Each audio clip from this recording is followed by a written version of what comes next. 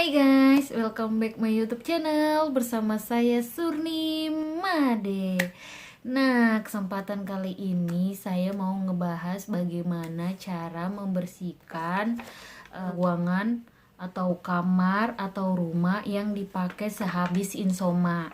Nah, saya mau ngebagiin tips ini menurut CDC atau yang disebut dengan for Dinsons Control and Preventive. Nah, itu tentang cara bagaimana ngebersihin.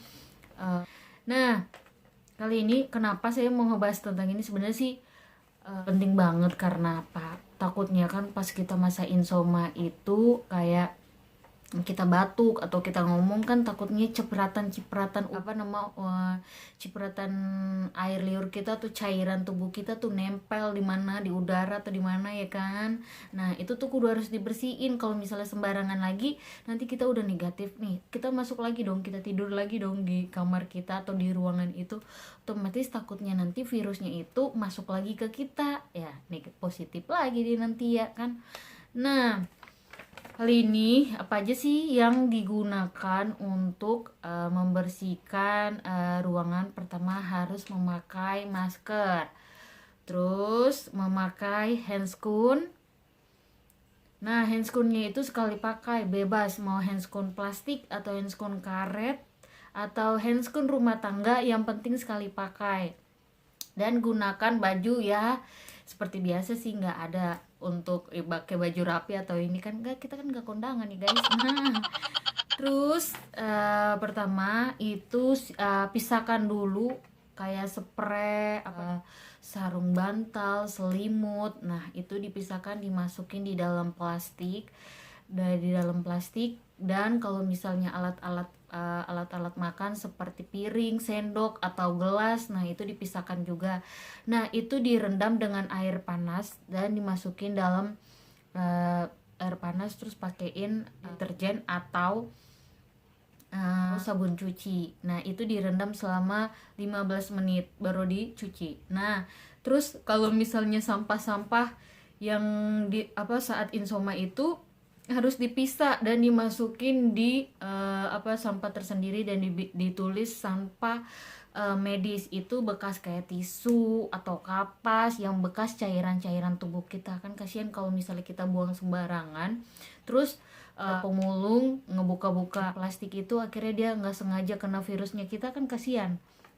Nah, kalau misalnya sampah kayak sampah bekas pakai atau sampah bekas cairan kita kayak seperti tisu dan lain-lain, itu kita masukin dalam plastik, terus kita bawa ke puskesmas atau ke rumah sakit, titip sama mereka, Pak ini sampah saya sampah bekas saya insoma. Takutnya itu nanti juga pasti di sana itu pasti diambil terus baru ditaruh di sampah medis.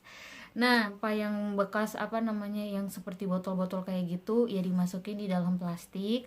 Udah gitu dibersihkan. Terus jangan lupa kalau misalnya jendelanya dibuka agar sirkulasi udaranya itu tetap baik.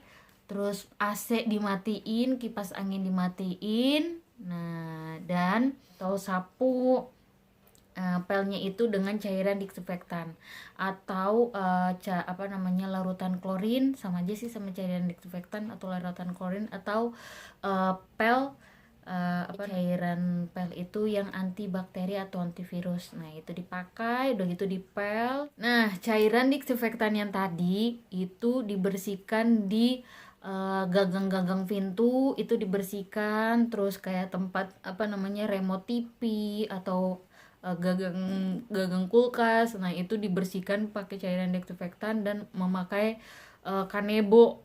Nah kanebonya itu kalau misalnya emang itu direndam dulu dengan cairan disinfektan atau pakai penyemprot, jadi semprot terus kayak dilap seperti biasa. Nah setelah itu kalau misalnya udah dibersihkan kayak tempat-tempat meja makan atau meja-meja yang digunakan untuk saat isolasi mandiri itu dibersihkan dan didiamkan. Nah, dan ruangan itu jangan dipakai dulu dalam 1 kali 24 jam atau 3 hari. Ruangan itu jangan dipakai dulu agar virus itu atau cairan-cairan yang tadi kita bersihkan kering dulu, udah gitu sirkulasi udaranya baik dulu, baru ditempati. Nah udah gitu udah selesai, udah selesai dibersihkan, jangan lupa handscoon atau masker ditaruh di plastik dan diikat, jangan lupa didesinfektan, baru ditaruh tempat sampah.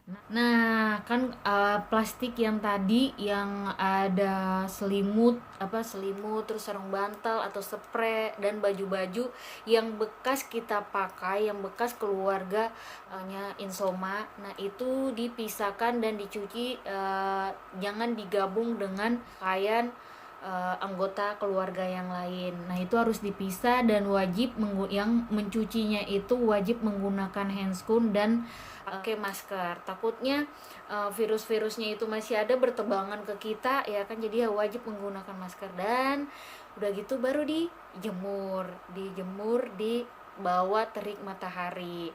Nah semoga informasi ini membantu dan terima kasih untuk para subscriber, dan jangan lupa like and subscribe. Dadah.